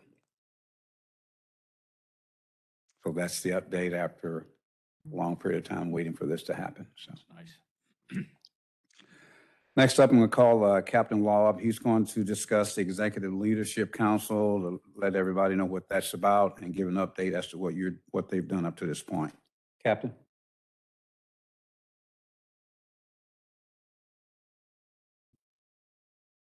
Good morning, Board. Good morning. Thanks for allowing me to talk today. The Executive Leadership Council is a group of 2 directors, which is Michelle Ryan and Lisa Campbell, and then Captain Cunningham, Captain Norman, and myself. And our goal of this group is to basically just brainstorm on some ideas and present them up the chain and to you. So our first few meetings has been based on retention and morale. And one of them is creating a modern HR division to meet the needs of the 21st century policing using updated models and strategies. This would be a separate from our current personnel service unit. Basically, we believe that during this strategy session that the chief is putting together now, the strategic plan, this would be a great time to look at the organizational chart, see if there could be an HR division implemented, and what could go underneath that to create a more efficient workflow, such as maybe BPS being underneath that division. That was our first idea that we kind of talked about and wanted to present to you.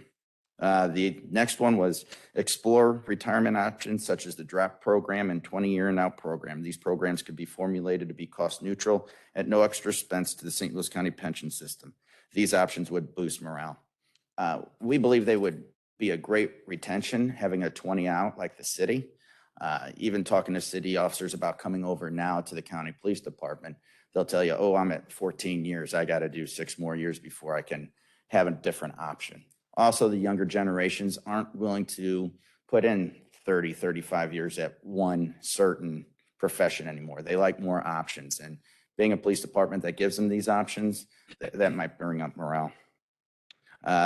One of the options one of the things that we talked about was a training program, but since that's already being implemented, we're going to look at that and just see if we need to tweak it at all to meet the needs of the department. And finally, create a separate retirement and salary package for lieutenant and above to incentivize the promotional process in retirement. The salary package would help to create a more competitive list for future leaders. The retirement package would allow for a constant stream of new ideas through promotions. Example, a reduced rate of health insurance upon retirement. This would help to develop a better workforce, set clear paths for mobility, and improve employee satisfaction. So those are some of the things that we discussed. We think those would help morale and retention. And if the board wants us to look into it further, we'd be more than happy to do that. Go back to your first point. What was your first point? The HR. So we believe, I know what it was, yeah. okay. You said putting, for example, putting BPS under that, how would that help streamline the process? You know, usually HR deals in employees and how they are treated and disciplined under certain matters. Right now, they're in two separate areas. So we think putting one underneath the other would be more efficient and create a steady workflow. Okay. Thank you.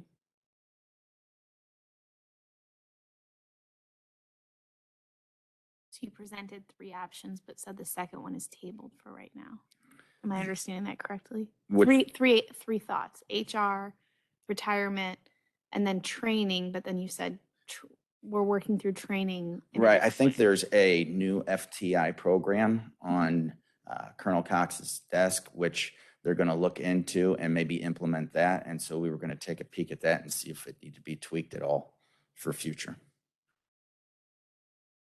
So the 5 of you have chosen, when you look at these are all people-related issues. They're not technology-driven, they're not location-driven, they're not necessarily capital-driven buildings, whatever. Why did you focus on morale, retention?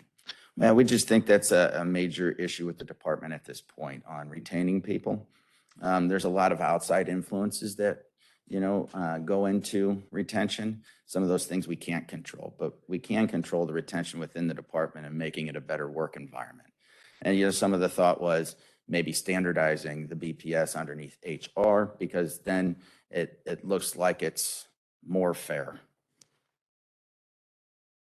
And you have 4 that you've presented. Were there more that you developed, or were There were several more.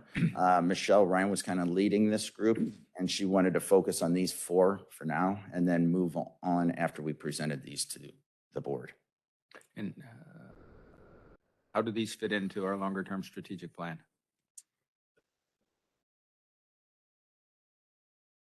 Very similar to the conversation about the other working group, which doesn't really have a technical working name.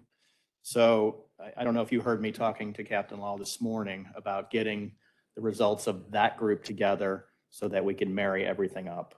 So obviously some opportunities here.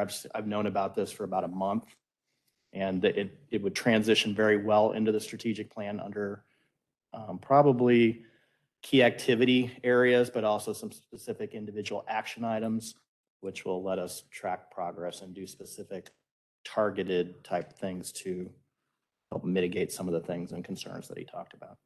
And Commissioner Schwerin, I didn't come up here and talk about it, but when HR Director Becker was up here talking about morale, and you were kind of asking questions relative to the exit surveys. When we surveyed our internal, both professional and commissioned employees about the department relative to the strategic plan, we got a whole host of returns and a bunch of information, and this will hopefully answer your question, Commissioner Ashworth, that while necessarily may not go directly into the strategic plan, was useful information for us as executive leadership. So Marissa Williams took those results and created a 12-page document, give or take, with all of the comments, and gave those to the chief, gave them to me, and we directed them all out to executive staff. The chief has directed us to kind of work through those, become familiar with them, and then come back and we're going to discuss them in executive staff to address those issues as well.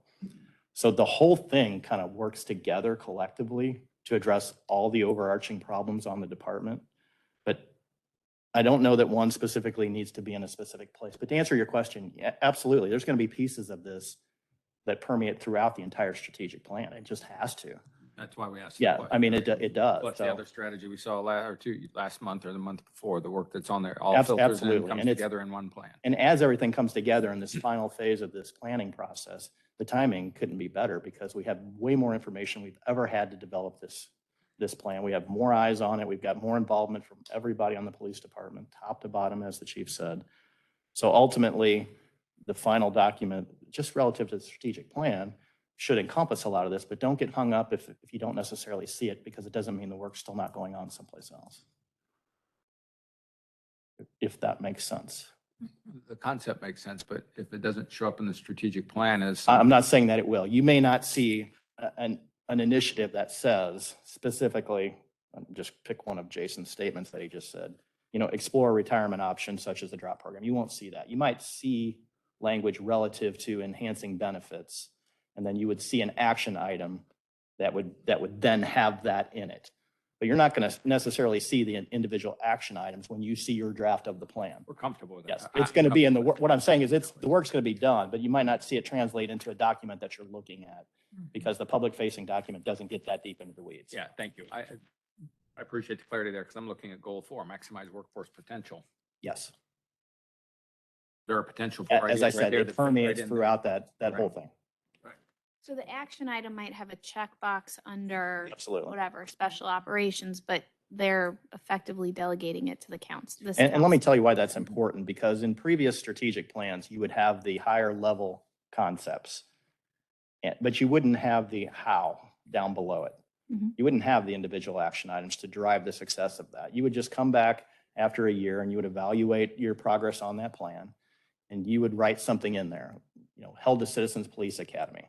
And that would be your progress, and that would be success for that. Well, that doesn't work very well. So to answer your question, yes, I mean, those individual action items allow you to be able to measure that progress, but more importantly, they give you a roadmap to be able to accomplish the strategic plan. We've never had that before. So, a whole bunch of high-level discussions with a whole bunch of high-level groups working on stuff, and from top to bottom too, bottom up. But just patience is all I would say. We're getting there. It's just a lot of work. What's pleasing for us is that you have a vision of what it looks like. Right. That you are working toward that vision. You're incorporating feedback, Chief mentioned earlier, right? It's historically top down, and now you're doing it not necessarily bottom up, but you're bringing in threefold, from the bottom, from the middle section, and from the top, which is exactly the way one has to happen. And you've got different groups out there doing different things. And that as you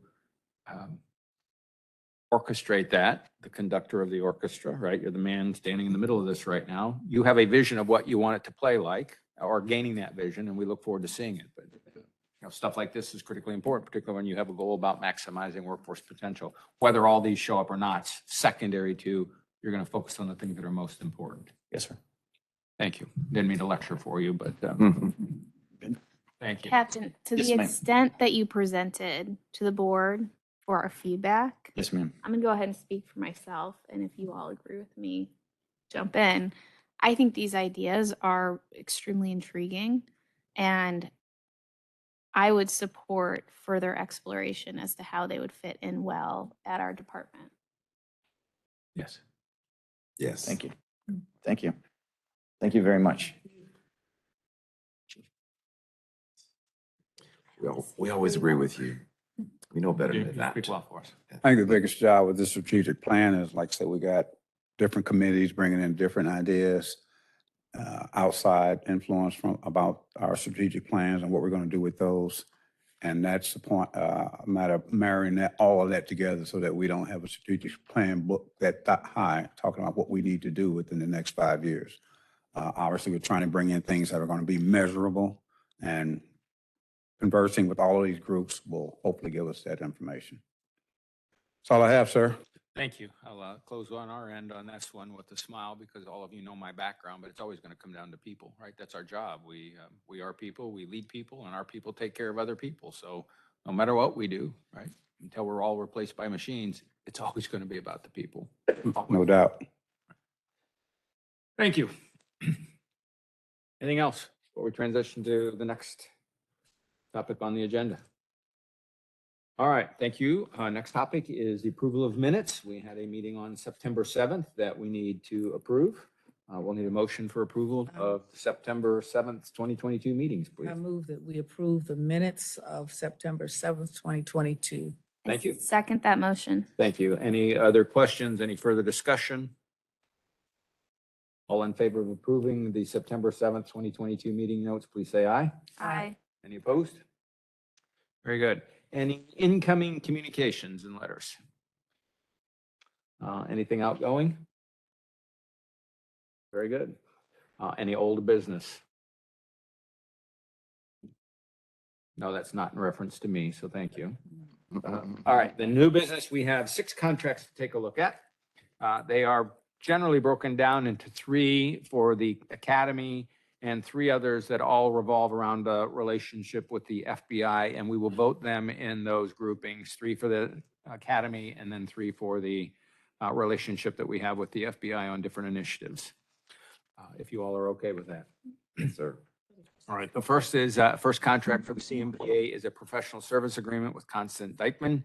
It's a recommendation to approve a new contract with Constance to provide the St. Louis County Municipal and Police Academy, further known as CMPA, with an instructor to teach a program entitled Basic Recruit Nutrition Training for up to 3 sessions between January 1 and December 31, 2023, at a cost not to exceed $750. Our second is a professional service agreement with Michael Fagan. It is to approve a new contract with Michael Fagan to provide the CMPA with an instructor to teach a program entitled Basic Recruit Constitutional Law Training for up to 3 sessions between January 1 and December 31, 2023, at a cost not to exceed $30,375.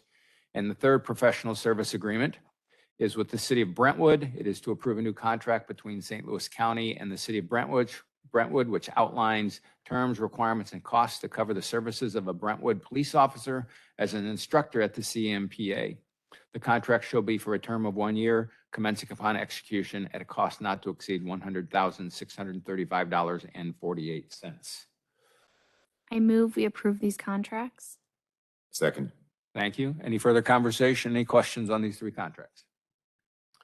All in favor of approving those 3 contracts, please say aye. Aye. Any opposed? All right, we have the 3 CMPA contracts approved. The next 3 are with the relationship, as we mentioned, between St. Louis County Police Department and the Federal Bureau of Investigation. The first of those 3 is a recommendation to approve an amended MOU, Memorandum of Understanding, between the Federal Bureau of Investigation and the St. Louis County Police Department. The amendment modifies the MOU dated October 5th, 2018, as it pertains to the scope of work and responsibilities for the parties concerning the St. Louis Gangs Safe Streets Task Force and body-worn cameras. This amendment discusses the use of body-worn cameras by the task force members, while terms and conditions set forth in the original MOU shall remain in full force and effect as written. The second is an MOU also with the FBI to approve for an MOU between FBI and the St. Louis County Police Department. The purpose of this MOU is to delineate the responsibilities of the St. Louis Gang Safe Street Task Force personnel, formalize relationships between participating agencies and policy guidance, planning, training, public and media relations, and maximizing interagency cooperation. The FBI and the St. Louis County Police Department remain responsible for all personnel costs for their STF representatives, that is an acronym for Safe Streets Task Force, including salaries, overtime payments, and fringe benefits consistent with their respective agency. The term of this MOU is for the duration of the SSTF operations, contingent upon approval of necessary funding, but it may be terminated at any time upon written mutual consent of the agency involved. The third is a cost reimbursement agreement, also with the FBI. This is to, the FBI receives authority under this this agreement to pay overtime to police officers assigned to the formalized the Violent Gangs Safe Streets Task Force, the VGSSTF, for expenses necessary for the detection, investigation, and prosecution of crimes against the United States. Commencing upon execution of this agreement, the FBI the FBI, subject to availability of required funding, reimburse the CMP St. Louis County Police Department for overtime payments made to officers assigned to and working full-time with VGSSTF related to matters. Thank you for letting me untie my tongue. May we have a motion, please? Are we going to do one motion for all 3 of them? Yes, ma'am. One motion for all 3. For MOU, That is correct. All with the FBI. because it's all of the FBI, not Correct. because they're different. No. We can vote on the first 2 if we'd like. If that's a preference, I'm fine doing the first 2 and then coming back and doing the third one. I don't have any discussion on either of them. either of the three. It was just looking at them, putting the MOUs together for one vote. And Okay, we'll move for Fine. the two Thank you. Yep. MOUs. Let's, may I have a motion to approve the two memorandum of understandings with the FBI? I move we approve the two memorandum of understandings with the FBI. May we have a Second. Thank you. Any further conversation? Any further questions? All in favor of approval of the two memorandum of understanding with the FBI, please say aye. Aye. Any opposed? Right, may we have a, I move we approve the cost reimbursement agreement. Second. thank you. Any further conversations on that? All in favor of approving the cost reimbursement agreement, please say aye. Aye. Aye. Any opposed? We have 6 new agreements all approved, so thank you very much. Lieutenant Shellman.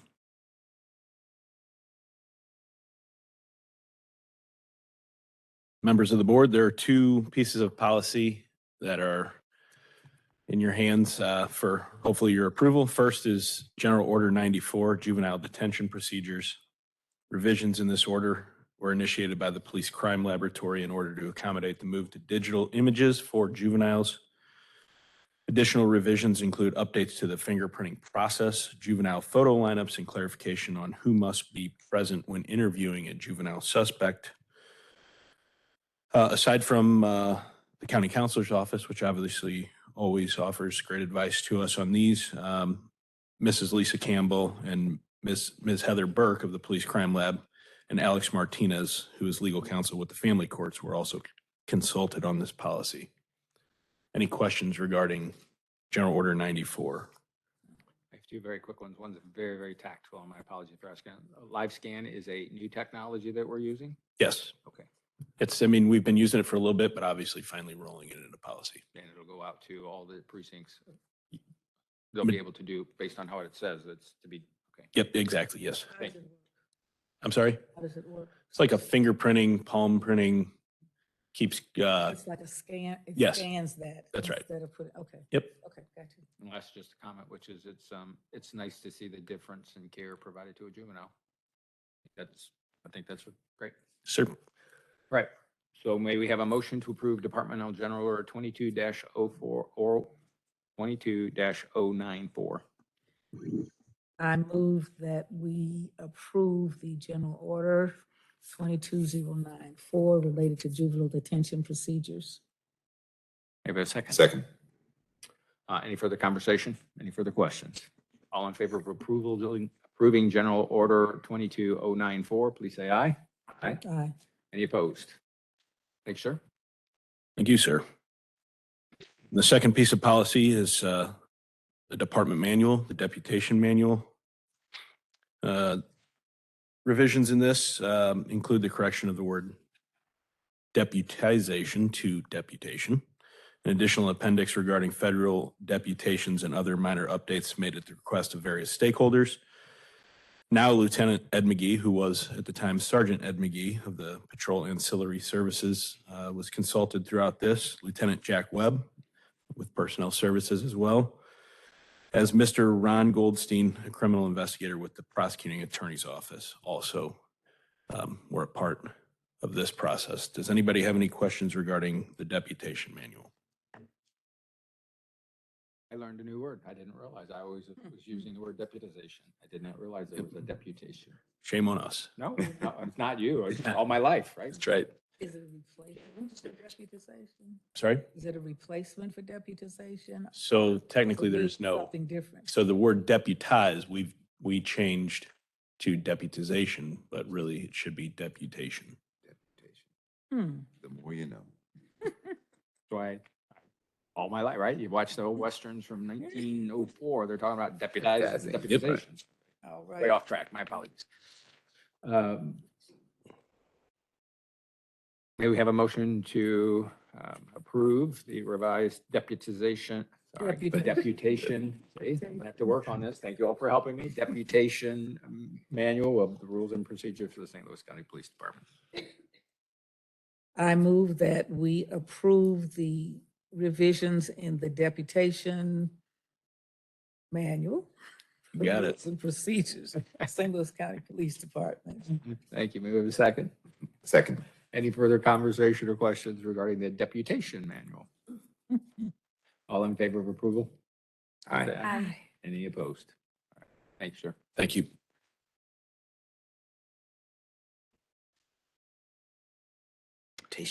Deputation, we'll have to, you all will have to work with me. Anyone from the public, anything in the public forum? Left. They all left, no doubt. All right, the Board of Police Commissioners may vote to go into closed meeting for legal advice and review of claims and lawsuits involving the Police Department, Section 610.0211 RSMO and Sections 114.020.11 SLCRO, and discussion of employee and personnel matters, Sections 610.0213 and 13 RSMO and Sections 114.020.1, 3, and 13 SLCRO. May we have a motion to move to closed session? I move we go to closed session. We have a second. I second that motion. Thank you. Amy, would you take a roll call vote to move to close, please? Commissioner Ashworth? Yes. Commissioner Banks? Yes. Commissioner Hassler? Yes. Commissioner Schwerin? Yes. We're in closed session. Thank you all for being here.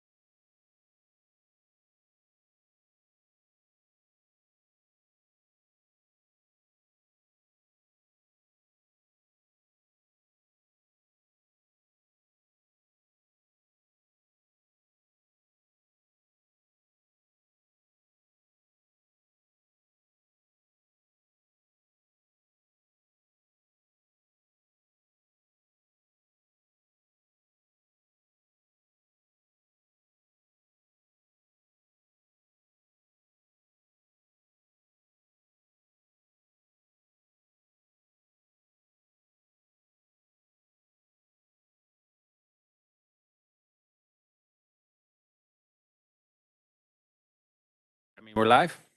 Great. We are back from closed session. We had one vote in our closed session. That was to return to open session. It was a roll call vote with all 4 of the commissioners voting in the affirmative. Commissioner Banks did have to leave prior to this. Anything else from anyone? No. Nope. Thank you. May we have a motion to adjourn? I move that we adjourn this meeting of the commissioners meeting. I'll second that motion. Amy, can you take a roll call vote? Commissioner Ashworth? Yes. Yes. Commissioner Schwerin? Yes. We are adjourned. See you next, as we do that, November 16th, next meeting. Yes. November. November 16th, we had to move it a week. Okay. All right, thank you. Thank you so much. We're adjourned.